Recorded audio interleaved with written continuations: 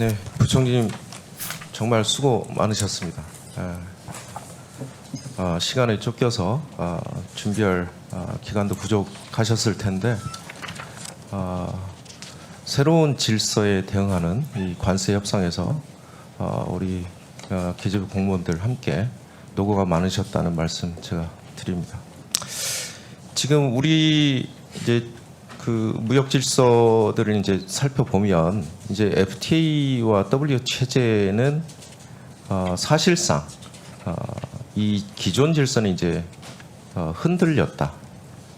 그리고 이 체제 하에서 이제 각국이 어떻게 생존하느냐의 문제가 이제 좀 달려 있는 것 같아요. 지금 FTA 체결 국가가 지금 미국 빼놓고 어디들이 있죠 지금? 한국을 빼놓고 네네. 일본도 아니고 EU도 아닙니다. 아니 네. 저 한국이 FTA 체결 국가. 예, 뭐 네. 칠레도 칠레. 칠레도 있고. 네. 그 사실은 저는 이제 좀 뭐 이런 이제 그 질서 변화의 근본은 미국 제조업의 붕괴 그리고 일자리 부족. 지난 40년 동안 진행된 미국의 생산 시설 부족 다 해외로 나갔지 않습니까? 심지어 애플조차도 마찬가지고. 그래서 그런 공동화 현상에 대한 대응으로 지금 이 질서를 이제 거의 파괴 수준에 만들었다. 그 와중에 대한민국이 이제 협상하게 된 그런 막다른 골목에 놓이게 된 과정이라고 저는 생각을 하는데요. 일단 미국 입장에서는 뭐 해방의 날이 될지는 어떨지는 모르겠지만 뭐 EU나 이 상호관세, 품목관세를 맞은 각국은 정말 비참한 굴욕적인 그런 협상 과정에 다 동참하게 됐던 걸로 저는 이해하고 있습니다. 일단 관세가 이렇게 부과가 되면 세계 경제 성장률은 당연히 낮아지겠죠.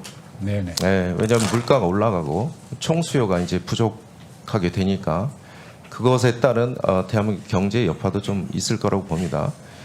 그게 각국의 어떤 수출 여파로 이제 그 진행이 될 것 같고요. 근데 이제 제가 좀 걱정하는 부분 중에 이제 미국의 이 집중된 투자가 이제 앞으로 진행될 것으로 이제 예상되지 않습니까? 네네. 그런데 대한민국이 이런 패권 질서에서 벗어나기 위한 좀 전략은 좀 필요하다. 이를테면 저는 이제 뭐 그 미국의 요구에 의해서 이렇게 협상이 진행됐지만 EU와의 관계 혹은 우리 문재인 정부에서 개척했던 동남아 시장과의 관계 그리고 윤석열 정부에서 무너뜨렸던 중국 시장 그다음에 전쟁 중이지만 러시아 시장, 인도 이런 시장과의 어떤 수출 전략을 좀 새 판으로 좀 짜야 되지 않겠냐. 그래서 어느 특정 국가에 집중된 수출 전략은 대한민국의 생존의 길에서도 결코 이롭지 않다라는 말씀 좀 하나 올리고요. 두 번째는 제가 이제 수출입 물량 수출입 이제 그 좀 봤는데 7월 중국이 또 떨어졌어요.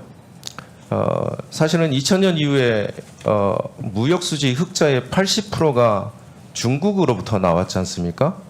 그리고 처음으로 중국 무역 수지 적자가 나온 게 윤석열 정부 때입니다.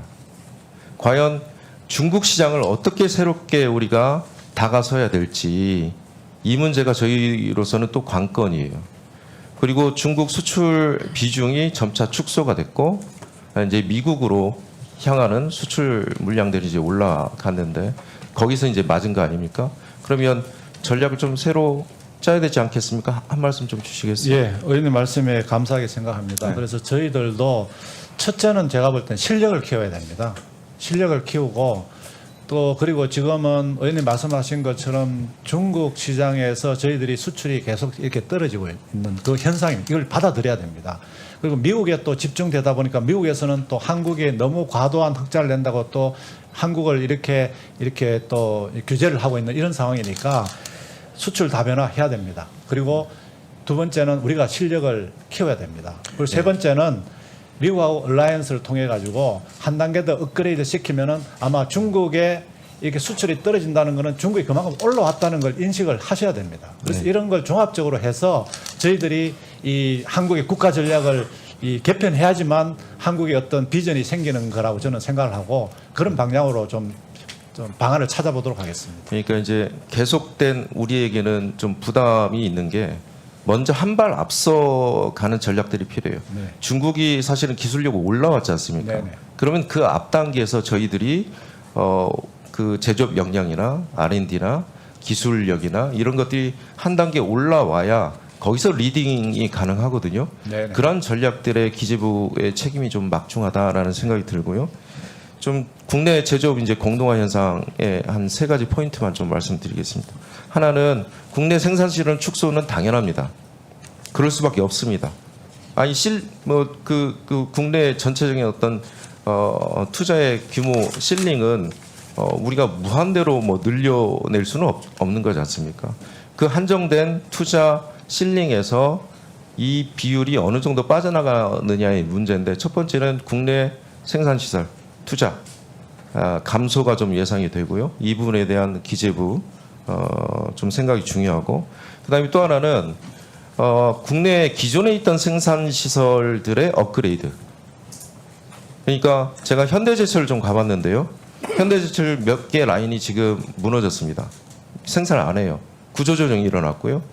그러니까 이 생산 그러니까 뭐 철강뿐만이 아니고 제조업 전반에 대해서 시설을 업그레이드 해야 되는데 회사 입장에서는 당장 미국에서 생산하는 게 좋다라고 해서 투자 규모가 그쪽에서 일어날 수 있고 갈수록 업그레이드가 덜 진행되면 국내 생산 시설이 경쟁력을 잃어갈 수 있다. 이런 부분에 좀 뭐 다양한 뭐 세제 플러스 다양한 정책들이 좀 필요한 것 같고요.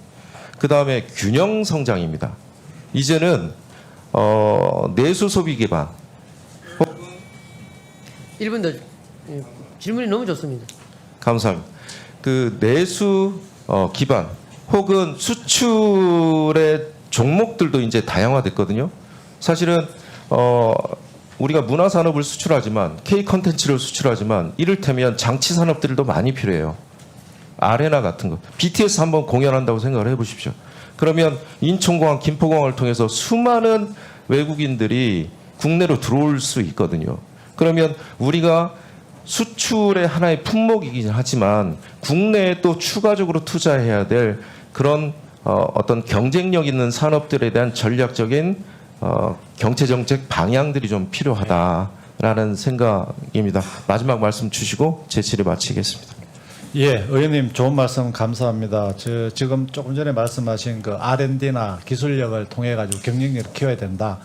아마 이번에 이제 저희들 새로운 새 정부의 경제정책 방향을 보시면은요, 제가 진짜 초혁신 기술 아이템을 중심으로 해서 초혁신 기술 경제로 갈 수 있는 그 추석을 낳기 위해서 내년도 정책 방향 그리고 예산해서 이렇게 얼라이언스 시켰다는 말씀을 드리겠습니다. 그리고 아마 이렇게 미국이 이제 제조 중심으로 갔을 때 이게 미국 중심으로 가다 보면 국내는 뭐 공동화 이런 점을 말씀하셨는데요. 저희들은 오히려 일단 공동화보다는 퀄리티를 높이겠다. 국내도. 한번 따져보시죠. 반도체 HBM 생산한 나라가 세계 기업밖에 없습니다. 한국이 이거 반도체를 강하게 시키면 한국이 주도권을 잡을 수 있습니다. 그 다음에 우리 2차 전지 중국을 제외하면은 한국이 일본보다 더 경쟁력이 있습니다. 왜 이렇게 이걸 적극적으로 보자고 자꾸 말씀드리는 겁니다. 이걸 미국하고 얼라이언스에서 부가치를 확 높이면은 우리의 경쟁을 하고 있는 우리를 위협하고 있는 국가에 대해서 우리가 더 잘 나갈 수가 있다는 그런 저는 생각을 가지고 이게 소극적으로 뭐 우리가 공동화되니까 우리가 큰일 났다. 그럼 우리가 이런 개념이 아니고요. 우리 진짜 이게 고부가 가치를 높여가지고 세계 시장을 우리가 다 잡자. 세계 시장을 다 잡자 하는 이런 적극적인 개념으로 가겠다는 말씀을 드리고 진짜 세 번째 균형 성장 말씀하셨는데요. 우리가 제조뿐만이 아니고 K컬처, 한국의 이 식품, 한국의 문화, 한국의 무슨 이게 화장품이 지금 굉장히 지금 많이 올라오고 이런 부분에 또 선택과 집중을 해서 R&D를 통해서 퀄리티를 높이고 가격은 싼 이런 다양한 방법을 통해서 진짜 이제 한국 경제 과거하고 다르게 이 소극적으로 하는 게 아니고 진짜 해보자. 국민 전체가 모이고 그래서 제가 어제도 그 6단체 그 회장들을 만나서 기업이 중심이 되라. 기업이 나서십시오. 그래서 모든 정부, 기재부도 다 도와드리겠다. 세제, 아까 말씀하신 것, 재정, 인력, 규제 완화, 그리고 더 할 수 있으면 제가 가서 춤이라도 춰주겠다. 이런 식 각오를 가지고 진짜 해야 됩니다. 그리고 지금 시간이 많지 않습니다. 그런 의미에서 많이 도와주시면은 제가 앞장서서 이 한국을 진짜 위대하게 만드는데 최선을 다하겠다는 말씀을 드리겠습니다. 네, 수고하셨습니다.